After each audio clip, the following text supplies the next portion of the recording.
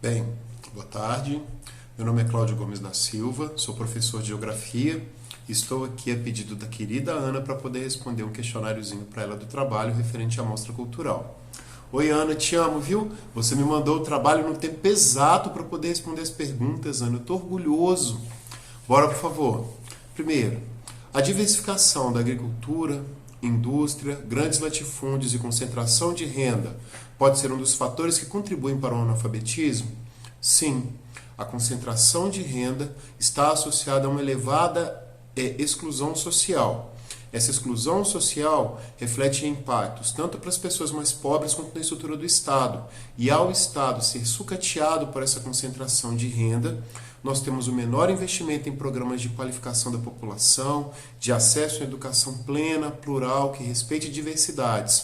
Então, sim, a concentração econômica colabora para a exclusão social e principalmente colabora para o analfabetismo, isto de forma direta.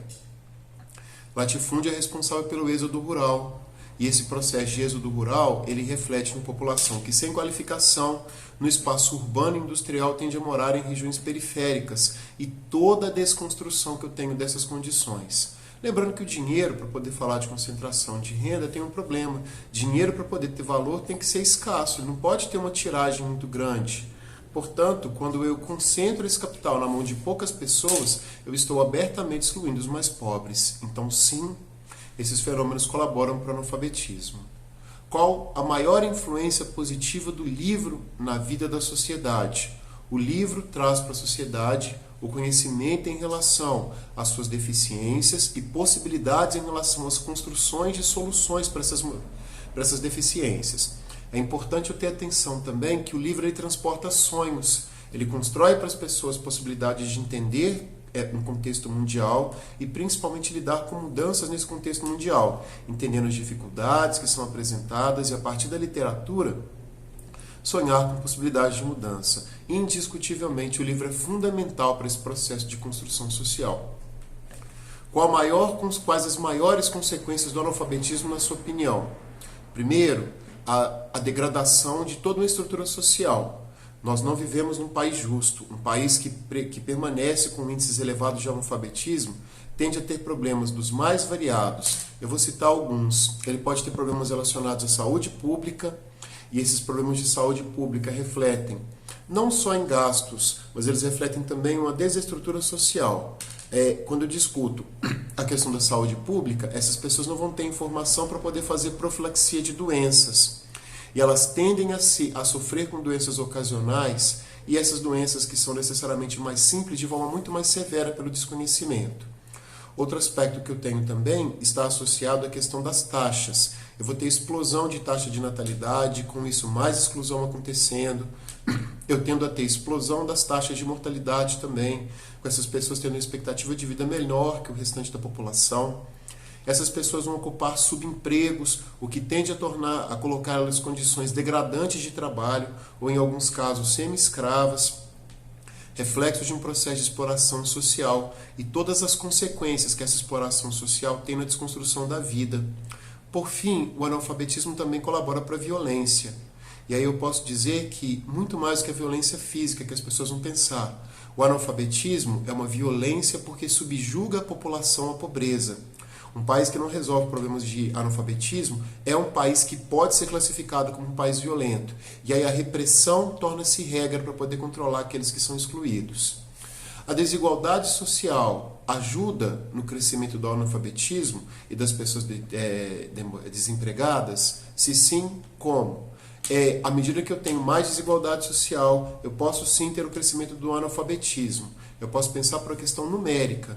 Um caderno vai custar mais do que R$20.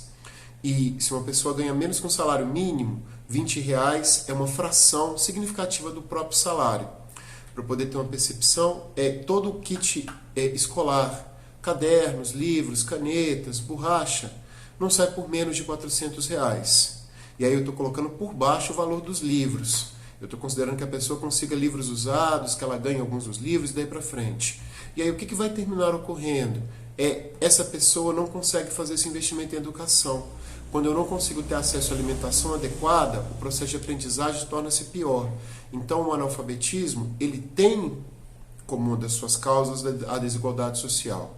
Com certeza, ele cresce à medida que a desigualdade social também aumenta. As pessoas desempregadas também crescem com a desigualdade social, assim como o analfabetismo.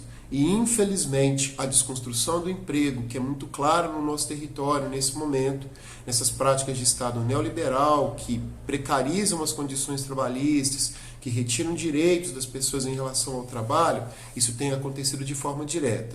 Então, eu já terminei falando se sim e como. Qual a importância do estudo da literatura para a sociedade? Bate com a importância do estudo do livro. A literatura constrói sonhos e traz informações. Darcy Ribeiro.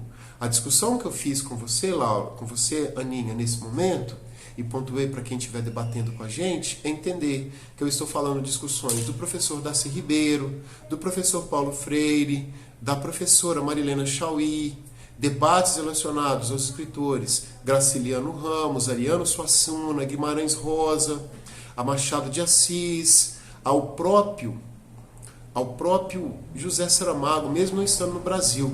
Então a literatura, ela traz para a gente um conhecimento social muito amplo. A literatura traz um retrato das mazelas e dos sonhos de uma sociedade e das possibilidades de mudança. Portanto, é importantíssimo estudar literatura. Muito obrigado a você, querida Ana, por confiar em mim. Te amo muito. Espero que você tenha feito um ótimo trabalho. Beijo para todo mundo.